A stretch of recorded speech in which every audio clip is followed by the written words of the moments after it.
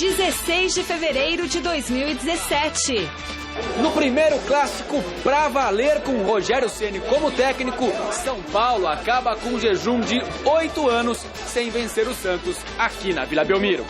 Corinthians bate o Novo Horizontino em dia de recorde negativo de público na Arena. Hoje tem Palmeiras, com Mina e Moisés de volta, Verdão recebe o São Bernardo.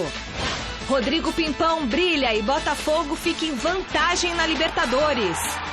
Atlético Paranaense vira, mas cede empate no fim e terá que vencer Deportivo Capiatá fora de casa.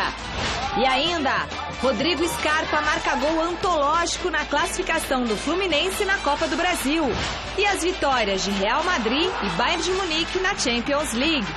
Muito boa noite de quinta-feira para você que acompanha a gente aqui no Gazeta Esportiva. Uma boa noite especial para a torcida do São Paulo, que teve uma quarta-feira inesquecível, né? Deve ficar aí para sempre na memória do torcedor tricolor.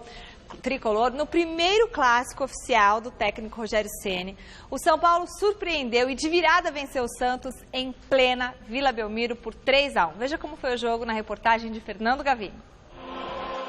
O primeiro clássico a gente nunca esquece. Tudo bem que teve aquele contra o Corinthians na Florida Cup, mas pra valer mesmo é este contra o Santos, o primeiro de Rogério Ceni como treinador. Um clássico cheio de significados. Primeiro por ser aqui na Vila Belmiro, local da última aparição de Rogério Ceni como jogador. E depois pelo fato que o São Paulo não vencia aqui há 8 anos. E se levarmos em consideração apenas jogos do Campeonato Paulista, o jejum era de 14 anos. Pelo começo do jogo, nada fazia crer que era dia de acabar com o tabu. Mais rápido, mais criativo, o Santos controlava o jogo. E na jogada espetacular de Vitor Bueno, que deu um lindo drible em Buffarini, Copete de cabeça fez 1-0 para o Santos.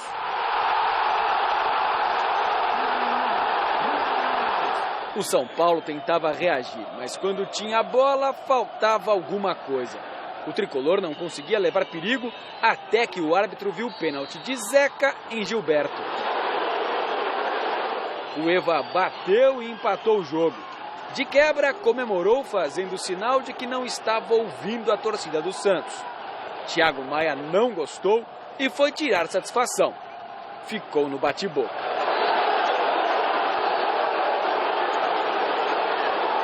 O que valeu foi na volta do intervalo. Pela primeira vez, Rogério Ceni colocou o seu dedo para mudar o rumo de uma partida importante. Voltou para o segundo tempo com Luiz Araújo no lugar de Neilton e uma atitude completamente diferente. A conversa foi da gente fazer alguns ajustes devido ao que a gente viu no primeiro tempo e não conseguiu, que eu deveria ter conseguido fazer, mas eu não consegui fazer durante o final do primeiro tempo. Já no intervalo, com mais calma, deu para a gente ajustar de maneira melhor. E também tive, acho que o treinador, eles colocam o jogador fala, faz 2 gols, como pede 2 gols.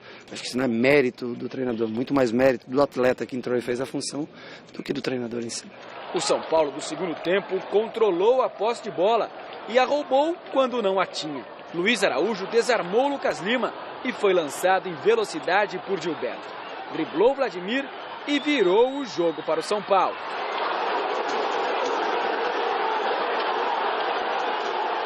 O Santos se abriu com Bruno Henrique no lugar de Leandro Donizete. Teve a chance na cabeçada de Rodrigão, defendida por Sidão. Mas no lance seguinte, contra-ataque rápido do São Paulo. O Eva tem a chance de chutar na área, mas prefere passar para Luiz Araújo, melhor posicionado, marcar o terceiro para matar o clássico. Eu fico muito feliz por ele, né? Porque eu sempre falo que ele é um menino que tem muita velocidade, muita explosão, e às vezes ele peca na última parte, na última decisão, né? E hoje não, hoje ele decidiu com 2 gols, e decidiu mais importante com um passe para o Gilberto, que quase aconteceu o gol. Então, a tomada de decisões de um jogador que joga na função que ele joga, é que mostra o valor que ele tem. Por pouco não virou goleada. Em outra jogada de velocidade, Luiz Araújo cruzou para Gilberto, que bateu para fazer o 4º, mas a defesa santista tirou de cima da linha.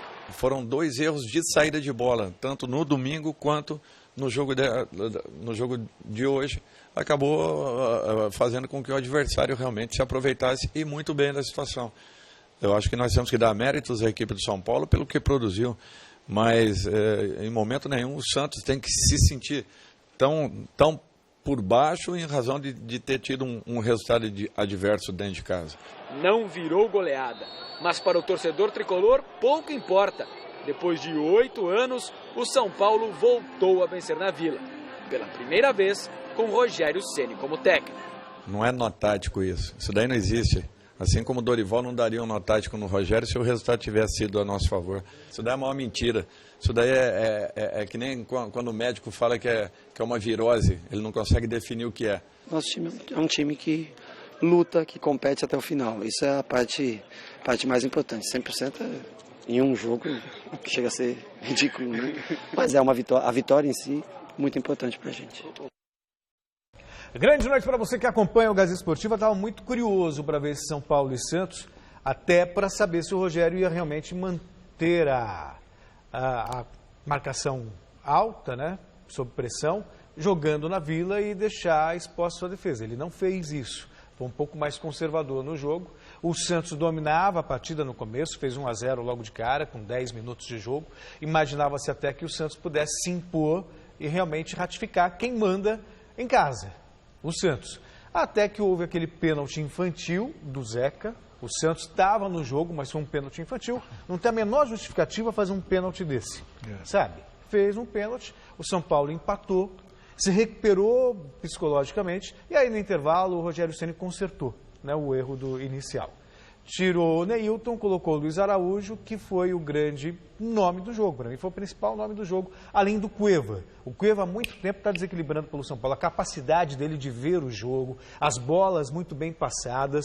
O São Paulo deve muito dessas duas goleadas, não só ao esquema do Rogério, mas também a conduta do Cueva nas partidas. Ele foi muito bem contra a Ponte Preta, foi muito bem contra o Santos ontem, e aí uma bola roubada no meio-campo do Lucas Lima, o gol do Luiz Araújo. Luiz Araújo depois fez outro no contra-ataque, poderia ter sido 4-1, porque se não fosse o Gilberto perder aquele gol lá, o São Paulo teria goleado mais uma vez. O que isso mostra? Que o trabalho do Santos está muito mal executado? Não.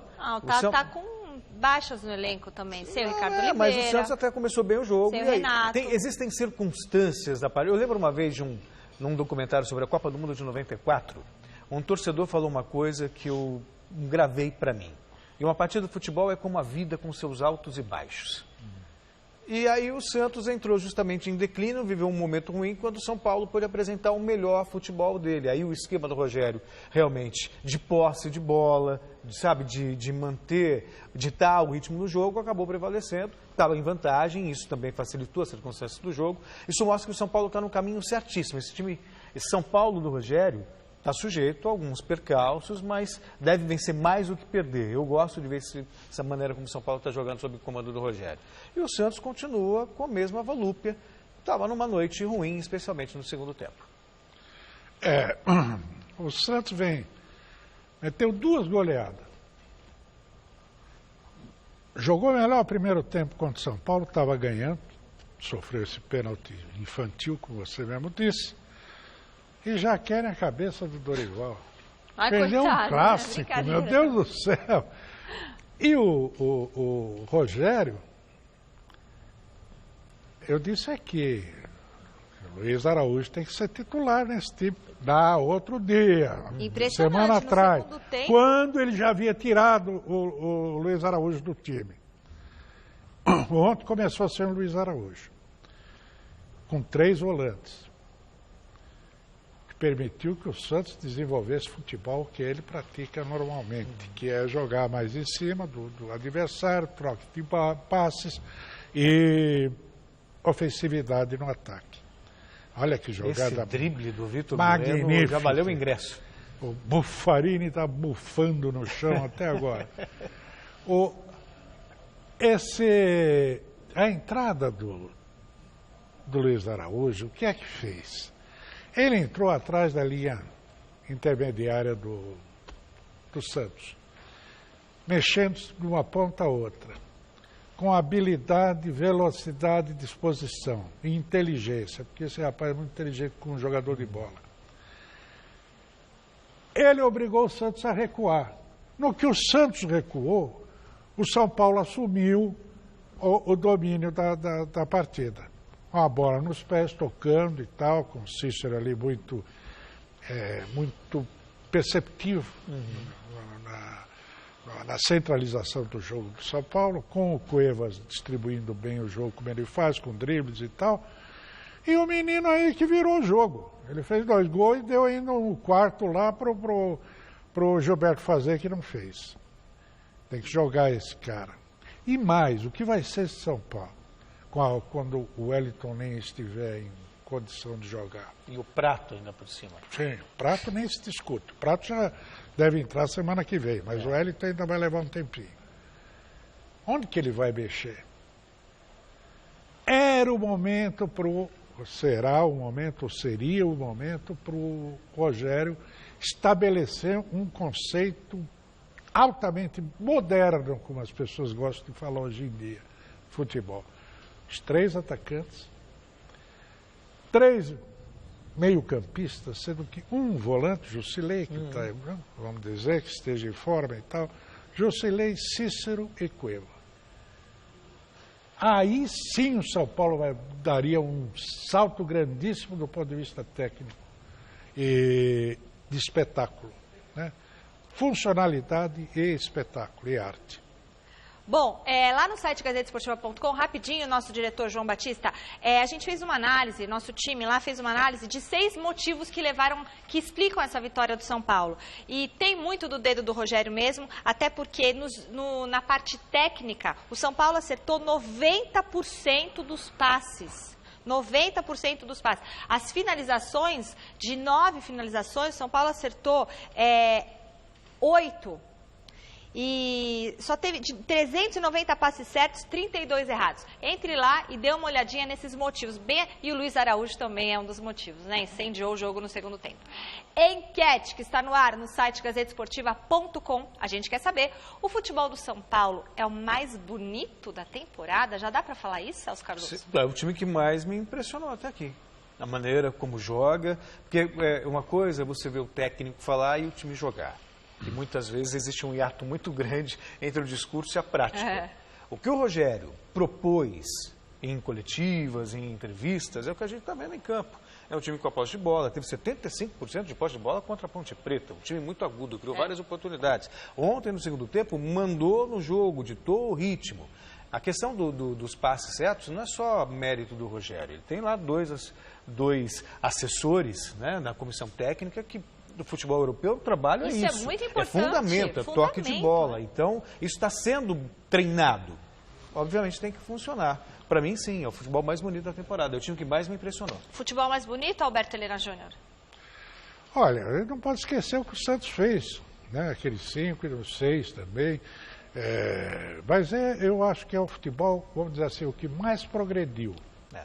Tá certo. Bom, lá na Arena em Itaquera, o Corinthians mais uma vez não foi bem, mas um gol do zagueiro Pablo, ainda no primeiro tempo, foi o suficiente para garantir a vitória por 1-0 diante do Novo Horizontino. O destaque negativo da partida ficou por conta do público, o pior da história desde que a Arena, a casa do Corinthians, foi inaugurada.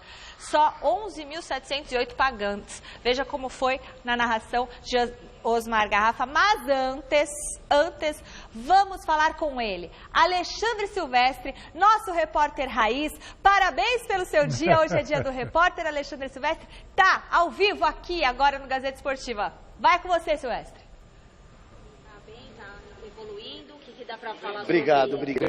Vida de repórter é assim, corrido mesmo. O Mina parou aqui gentilmente para atender a imprensa. Vamos ouvi-lo. Tranquilo. Agora no que se vem, agora tratar de ir paso a paso, adaptando a lo que quiere el entrenador y seguir tranquilo haciendo lo que venía haciendo. Barcelona, ano que vem, Mina? No, agora estou em Palmeiras, estou trabalhando muitas coisas aqui com o time, com os companheiros e nada, seguir fazendo coisas boas por ele time. Tudo bem, mas a notícia que vem lá da Espanha é que você ano que vem será zagueiro do Barcelona. Ainda não sei nada, Esperemos com a ajuda trabalhando bem, fazendo as coisas bem e nada, esperar coisas boas para ele, como jogador. Já falou com o Borja? Daqui a pouco eu volto, Michele. Como é que tá aí? Tem mais um amigo seu para jogar com você? Tá bom, Alexandre Silvestre, beleza. Será que o Mina vai mesmo pro Barcelona ano que vem? Na verdade, a informação inicial é que ele iria já no meio do ano. No meio do ano agora. São informações encontradas, Barcelona nega que tem algum acerto com Mina, mas enfim. Vamos esperar. Onde a fumaça for. O tempo dirá. Agora sim, vamos dar uma olhadinha como foi o jogo entre Corinthians e Novo Horizontino. Autoriza Flávio Rodrigues de Souza. Bola rolando na Arena em Itaquera, que tem Corinthians e Novo Horizontino. É o Paulistão na Gazeta para você. Gabriel achou bem o Marlone aqui pela esquerda. Se livra da marcação. Do primeiro, do segundo, para dentro da área. Passou por todo mundo. Rodriguinho em cima do Tom. Levantamento para dentro da área. O toque de cabeça e o gol! Gol do Corinthians, Pablo! Escanteio batido. Subiu mais que todo mundo, Pablo. E foi pro fundo do gol. Na marca dos 30, primeiro tempo. Pablo. Agora Corinthians 1, Novo Horizontino 0. Aí o Cássio preocupado. Vem levantamento para dentro da área do Corinthians. Cruzamento feito direto pro gol, Cássio. Todo mundo aguardando o cruzamento, observe. Mais uma vez para você no detalhe, a defesa do Cássio.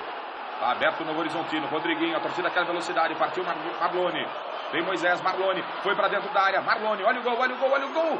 Na defesa do Tom, sobrou pro Rodriguinho. E o Doriva tirou dali. Foi a chance mais clara depois do gol do Corinthians. Felipe Bastos arriscou de longe o desvio na trave. Na trave o chute do Felipe Bastos. O Tom estava batido. Quase o Corinthians lá. Mais uma vez no detalhe para você. Romero tentou colocar velocidade.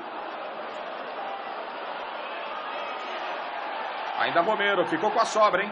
A torcida sente bom momento. Romero bateu direto. Tom fez a defesa, largou.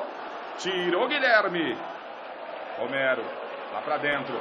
Rodriguinho de cabeça. Tom faz a defesa. No meio do gol, não deu rebote. Pelo menos chegou um pouquinho nesse segundo tempo o Corinthians, né? Que bola, hein? Que bola, chegou pro Rodriguinho. Tom saiu, ficou no meio do caminho, tá sem goleiro. Guilherme evita o segundo do Corinthians. Tirou praticamente em cima da linha. A bola parada é sempre o Felipe Bastos, direto pro gol. Tom deu um tapinha nela. Meteu linha de fundo, é escanteio. Corinthians, o timão aperta. Escanteio batido primeiro, pau, toque de cabeça. Chegou com perigo, Doriva, foi linha de fundo. E não há tempo para mais nada. Apita Flávio Rodrigues de Souza. Aqui na Arena em Itaquera deu Corinthians 1, Novo Horizontino 0. Mesmo a gente ganhando, a gente precisa melhorar.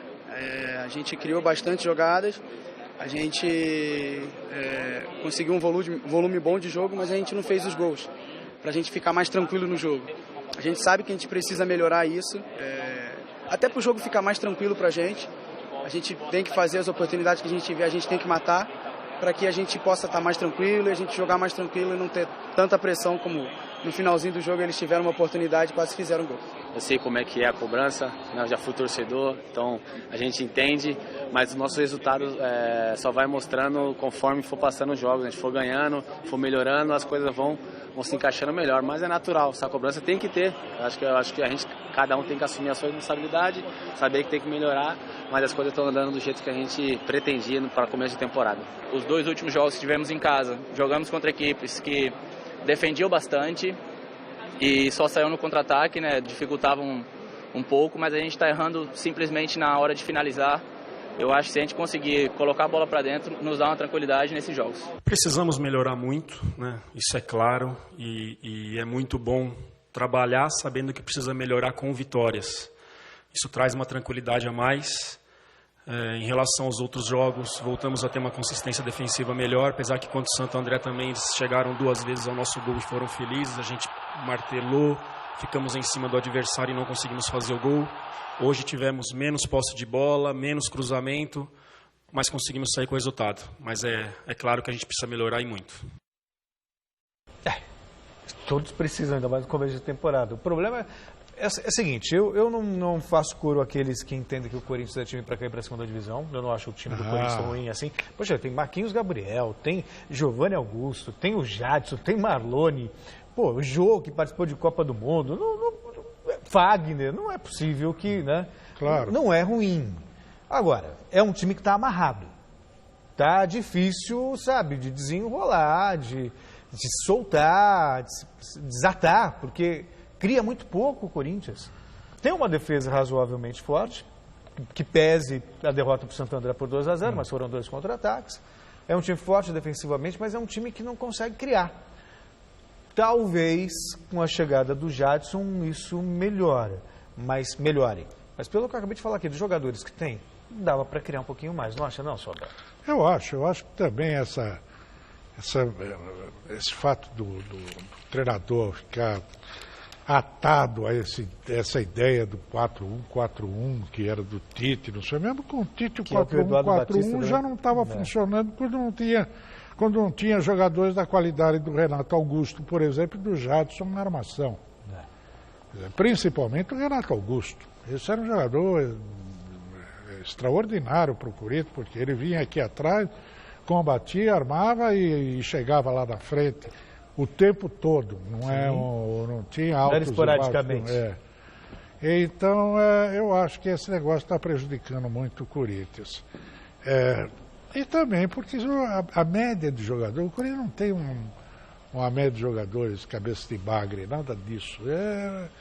Mas também não tem craques, entende?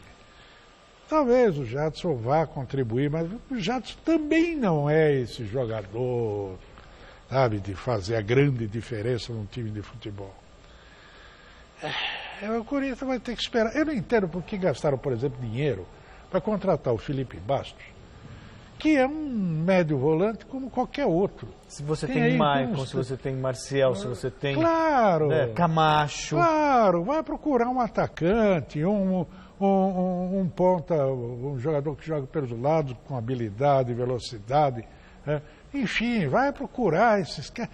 Eles não podem ficar refém dos empresários e dos diretores que trabalham com tal empresário e que não sei direito como é que esses negócios saem. Contrata o jogador, ele tem que jogar. E aí chega o cara, tem que botar, quer dizer, você botar aí o Gabriel e o Felipe Bastos no mesmo time, né? Você está fazendo uma redundância, como fez o Palmeiras com o Thiago Santos e o outro menino lá, Felipe Melo. Quer dizer, é muita coisa, ou pouca coisa para armação, muita coisa para defender. Mais 2 partidas movimentaram a terceira rodada do Paulistão. A Ponte Preta venceu o Botafogo no estádio Santa Cruz, em Ribeirão Preto, por 2-1. No estádio Novelli Júnior, em Itu, o Ituano ganhou do São Bento 1-0. A equipe de Sorocaba segue com a pior campanha da competição, com 3 derrotas em 3 jogos. A quarta-feira também teve bola rolando pela Copa do Brasil. Destaques para as vitórias do Fluminense, Internacional, Cruzeiro e a Portuguesa, que venceu o Uniclinic em Horizonte, no Ceará. Veja os gols.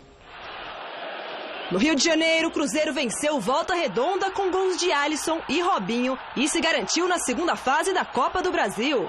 Igor Leite até tentou iniciar uma reação, mas a Raposa segurou a onda e conseguiu a vitória, 2-1. O próximo adversário será o São Francisco do Pará. O Internacional enfrentou o Princesa dos Solimões em Cascavel e não deu chance para a zebra. Valdívia e Brenner marcaram no segundo tempo e asseguraram uma vaga na fase seguinte. Agora o Inter enfrenta o Oeste. Hoje tem Palmeiras em campo. Daqui a pouco, às 19h30, o Verdão recebe o São Bernardo no Allianz Parque em busca da segunda vitória na competição. E lá no estádio do Verdão está o repórter Alexandre Silvestre e é com ele que a gente volta a conversar agora. Boa noite, Silvestre. De novo. Beleza, Michele. A nossa primeira entrada, a vida de repórter é assim, né? Não deu muito certo, foi até pro ar o que não deveria. E eu não sei se deu para vocês ouvirem o que o Mina falou, o Mina, zagueiro do Palmeiras, que será banco hoje. Ele que está voltando da pré-temporada, teve um atraso aí na preparação física por conta de alguns probleminhas físicos. Ele e o Moisés. O Moisés joga entre os titulares, o Mina fica no banco. Mas o Mina comentou, se esquivou a respeito do Barcelona. Vou explicar com calma a história. O Mina assinou um contrato com o Palmeiras até 2021. Mas tem uma cláusula nesse contrato que dá uma preferência para o Barcelona em caso de interesse da equipe espanhola. A diretoria do Palmeiras em peso, o presidente Maurício Gagliotti, o diretor de futebol Alexandre Matos, estão na Europa estreitando os laços com o Barcelona para segurar o Mina por aqui no Brasil, pelo menos até o final do ano, para que o Mina dispute o Campeonato Paulista, a Copa do Brasil, Libertadores, Brasileiro, quiçá o título mundial interclubes no final da temporada no Japão. E ele seria jogador do Barcelona a partir do ano de 2018. O Palmeiras ainda não confirma essa negociação, não confirma essa notícia, mas a notícia que vem da Catalunha, de alguns veículos de imprensa de Barcelona, é que o Mina será sim jogador do Barça a partir de 2018. Ontem o treino foi fechado, o time já está definido, eu conto daqui a pouquinho para vocês, mas o treino foi fechado aqui mesmo no Allianz Parque, onde o Eduardo Batista simulou situações de jogo da partida de logo mais às 19h30 contra o São Bernardo. E na academia de futebol, antes desse treinamento fechado para a imprensa, o Moisés conversou com a gente e falou justamente da importância da permanência do Mina. Vamos ouvi-lo. É fundamental a manutenção de vários jogadores, né? Quanto mais tempo você conseguir segurar o plantel que você tem, você vai se conhecendo mais, vai se adaptando, e isso facilita muito. Esse é um dos problemas que nós tivemos, foi a troca de comando que se teve, e aí tem uma outra filosofia de trabalho. Se mantivesse o Cuca, mas foi opção dele ter saído, não foi opção do Palmeiras, a gente já provavelmente estaria um pouco mais à frente, porque ele já conhecia o grupo, já sabia a forma que cada um lidava. Então, quando se há uma troca, tem algumas dificuldades. Isso é natural no futebol e a gente torce para que sempre permaneça o máximo de jogadores possível, o treinador, para que ele possa, com o tempo, acertar o time e a gente possa dar uma sequência positiva. Na chegada do São Bernardo, eu tive a oportunidade de bater um papo rápido com o técnico português que dirige a equipe, o Sérgio Vieira. O Sérgio Vieira foi técnico da Ferroviária no Campeonato Paulista do ano passado, um time de muito toque de bola, uma equipe interessante que, inclusive, com ele, Sérgio Vieira no comando, derrotou o Palmeiras aqui mesmo no Allianz Parque. Será que ele pode se aproveitar de alguma maneira da instabilidade momentânea do Verdão nesse início de ano? Vamos ouvir o Sérgio Vieira. Sim, a instabilidade são as pessoas que as fazem, não é? Eu vejo que o Palmeiras perdeu um jogo, ganhou a primeira rodada, manteve uma grande percentagem do elenco da temporada passada, é um clube com uma grande estrutura de trabalho, com condições financeiras muito diferentes dos times pequenos, por isso essa instabilidade pode ser mais fictícia do que real, não é? Embora uma derrota traz sempre alguma instabilidade, mas eu acredito que perante a torcida do Palmeiras na sua arena, seja o São Bernardo ou qualquer outro adversário, sempre será um jogo muito difícil. Aí o ponderado professor português Gaglio Sérgio Vieira falando a respeito desse momento do Palmeiras. Não está levando muito em consideração as críticas, a pressão externa, e sim que o Palmeiras é uma boa equipe e que teoricamente é favorita, né, aqui contra o São Bernardo, que tem um ex-palmeirense no time, o Patrick Vieira, jogador baixinho, forte e tal, importante jogador, passou por aqui, não fez tanto sucesso assim, prometia mais, enfim, é um jogador que pode complicar a vida do Palmeiras, que já está definido e escalado, com o Fernando Praz no gol, o Jean de volta à lateral direita desde o início, lembrando que o Tietê e o Fabiano estão machucados com problemas musculares tratados por mais ou menos 4, 5, 6 semanas talvez. Aí vai jogar o Vitor Hugo junto com o Edu Dracena, que continua no time, o Mina no banco, o Zé Roberto de lateral esquerdo, Felipe Melo, volante ali na frente da zaga, uma linha de 4 com o Guedes na direita, do jeito que ele gosta, o Dudu na esquerda, a volta, a estreia do Moisés na temporada, no meio de campo tabelando com o Guerra e de centroavante o William. Portanto, o Lucas Barrios continua no banco de reservas esperando uma oportunidade. A movimentação, nosso câmera Jefferson de Assis, o popular Pingo, vai mostrar para vocês, ainda é fraca por aqui, mas foram vendidos aproximadamente 20 mil ingressos para essa partida. Eu acredito que em torno de 30 mil pessoas no máximo para logo mais à noite. Palmeiras e São Bernardo no Allianz Parque. Minha querida Michele Gianella, um beijo para você, um abraço para os meninos aí, tá bom? Valeu, Alexandre Silvestre, um beijão pra você, bom trabalho hoje, o jogo às 7h30 da noite, mestre Alberto Helena Júnior. E aí, o que a gente pode esperar desse Palmeiras? É obrigação do Verdão ganhar do São Bernardo, não é não? Ah, sim, gente, a estrutura do Palmeiras e a estrutura assim, é obrigação. Só que tá no começo de temporada, tá acertando o time. Tem que ganhar. Não é mágica, futebol não existe mágica. Existe, sim. Aí já começa a ser baita dessa fumaça em cima do Eduardo Batista. Imaginava que ele fosse ter problemas, mas não imaginava que fosse ter problemas tão cedo. Fala-se tanto, o campeonato regional não vale nada, não serve para nada, mas para derrubar treinador tem uma força, mestre Alberto Helena. Sem dúvida, sempre foi assim. Porque é exatamente o período em que o treinador tem dificuldade de montagem de time e tal, e aí é que acontecem os resultados. E a cabecinha do brasileiro é resultado, só vale resultado. Quer saber se o time jogou bem, jogou mal. Obrigação. É obrigação, tem que ganhar, acabou.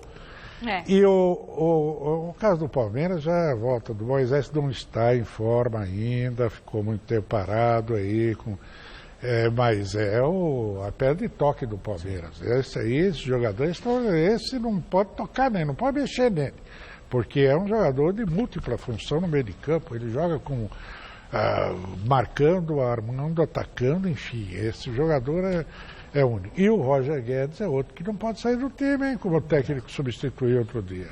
Era o melhor em campo e vai jogar do lado dele, do lado direito, porque ele joga melhor até. Na Arena da Baixada, o Atlético Paranaense chegou a estar na frente do placar em 2 oportunidades, mas acabou sofrendo o empate do Deportivo Capiatá do Paraguai. No jogo de volta, o Furacão será obrigado a balançar as redes do adversário fora de casa para avançar a fase de grupos. Erramos onde normalmente não costumamos errar. Defensivamente, tivemos dificuldade e não estivemos no nosso nível. Se estivéssemos, certamente não sofreríamos gols que sofremos. Não temos que lamentar nada a não ser os nossos próprios erros e vamos lá confiantes de que temos condições e temos de reverter isso e fazer um jogo que nos dê a vitória. No estádio Newton Santos, mais uma vez pintado de preto e branco, o Botafogo recebeu o Olímpia do Paraguai e venceu com um golaço de Rodrigo Pimpão, que vem sendo decisivo para o Fogão nesta Libertadores. Eu vejo como uma pequena vantagem.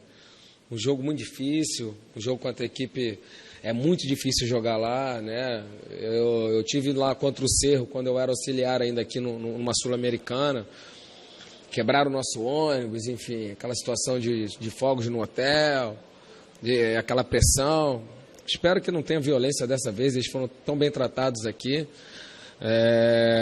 mas a gente sabe que vai ser muito difícil jogar lá, muito difícil, mas eu vejo uma pequena vantagem. Não, a gente não cai em pegadinha não, pequena vantagem, mas que ainda temos mais um jogo inteiro para decidir nossa classificação. Estava falando da vida dura que tem os técnicos aqui dos regionais, Eduardo Batista, Fábio Carilli. E o que dizer, então, de Paulo Autuori e o Jair Ventura, que mal começou a temporada, 20 dias de preparação, já tem jogo eliminatório de Libertadores América. Já pega um Olímpia logo de cara, o Atlético pegou esse Capiatá, porque normalmente as pessoas costumam desprezar aquilo que elas não conhecem. Capiatá, time novo, 8 anos de idade, mas é um time que tem um clube empresa, tá se, solidificando. Já começa também. Se aqui já tem fumaça, lá o incêndio já está quase feito. Menos que o Botafogo que venceu o jogo. Magno não venceu. Mas o fato é que tanto o Paulo Autuori quanto o Jair Ventura já vêm da temporada passada. Eles estão bem apoiados da diretoria, era uma opinião pública lá do Paraná e do Rio de Janeiro, então é um pouco diferente do caso do Eduardo Batista, do Carille, do Batista, do Rogério e tal, aqui que são todos estreantes praticamente, né? Mas parabéns para o Botafogo, principalmente. Né? Depois da importante vitória diante do Novo Horizontino, 1-0, começa a se preparar para o confronto contra o Audax. Ixi, aí é parada dura, hein? Sabadão em Osasco. O repórter Osmar Garrafa acompanhou a reapresentação do Timão. É isso, Michele. O Corinthians ontem voltou a vencer no Campeonato Paulista. Bateu a equipe do Novo Horizontino por 1-0 e agora à tarde já aconteceu a reapresentação aqui no CT Dr. Joaquim Grava. No gramado, apenas os jogadores que não atuaram os 90 minutos. Fizeram uma movimentação leve, até porque caiu uma chuva muito forte aqui na Zona Leste. Depois ela parou de forma rápida e a partir de amanhã, aí sim, o técnico Fábio Carille começa a montagem da equipe que enfrenta o Audax no próximo sábado em Osasco. Quem conversou com os jornalistas nessa quinta-feira aqui no centro de treinamentos foi o zagueiro Pablo, que marcou o primeiro gol dele desde que chegou no Corinthians, e o jogador falou da importância da vitória. Depois do Timão ter perdido para o Santo André, o Corinthians volta a vencer e se sente com certeza mais aliviado. Sempre bom vencer, né? Independente de quanto é o resultado, se é 1-0, se é 2-0, vai ser sempre importante.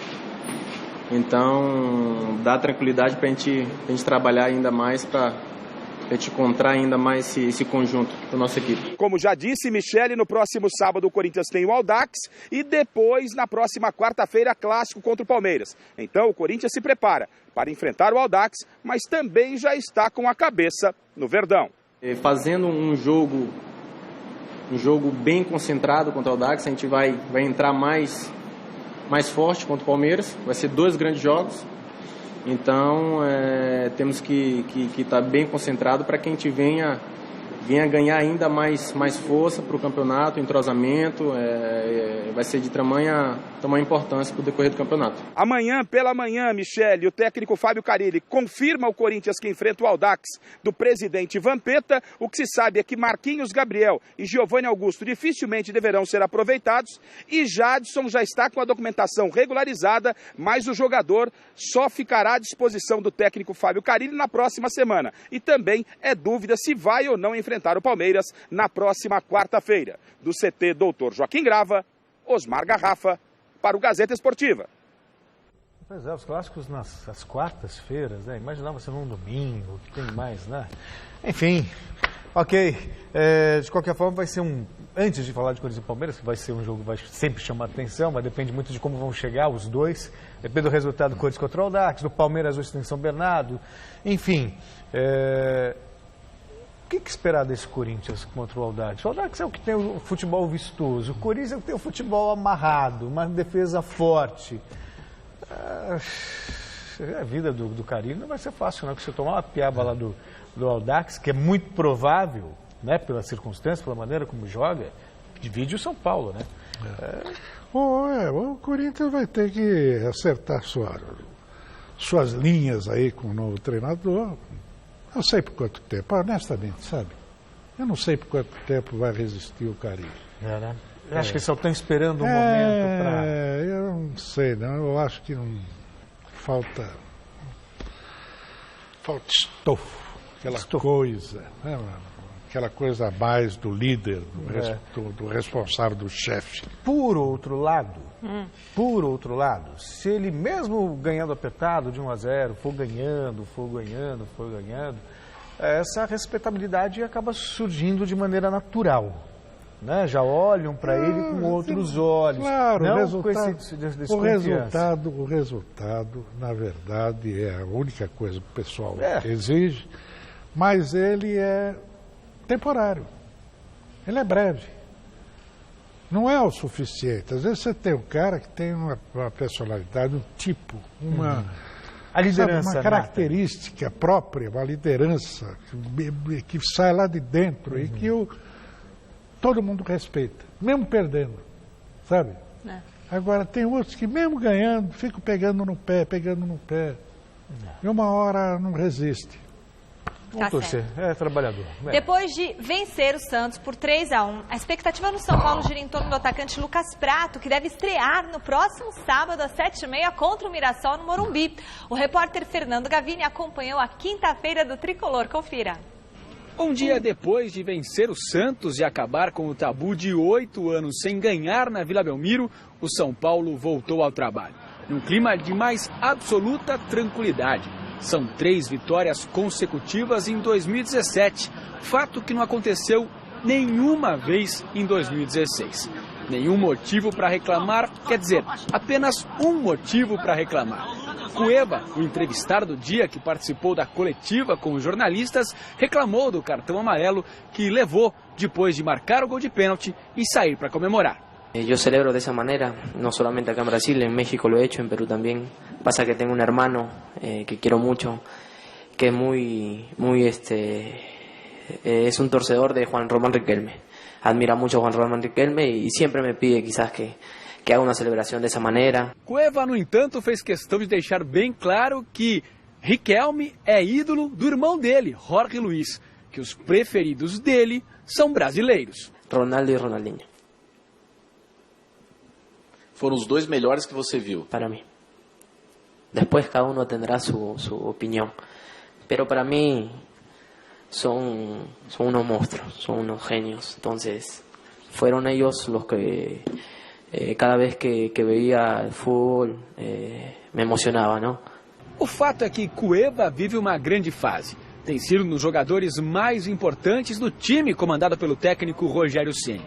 Perguntado se considera um dos melhores meias do futebol brasileiro, ele respondeu que não, mas que trabalha para isso. Não me considero o melhor, pero peleo para ser o melhor.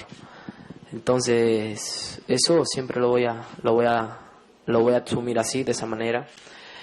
Pero para ser el mejor hay que trabajar mucho, ¿no?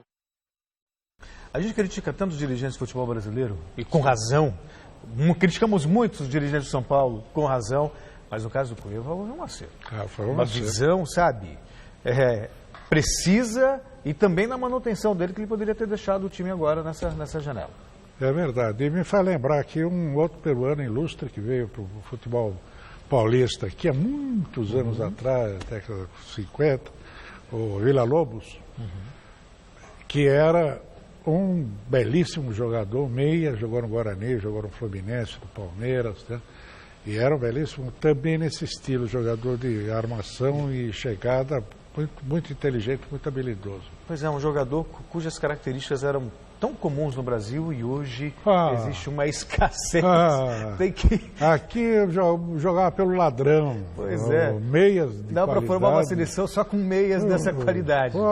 Hoje, para achar um num time... Essa maldição do futebol de resultados. Os caras querem que jogue lá atrás, que não tome gol. Não está preocupado em armar jogar. Mete lá, segura atrás e dá o bicão para frente.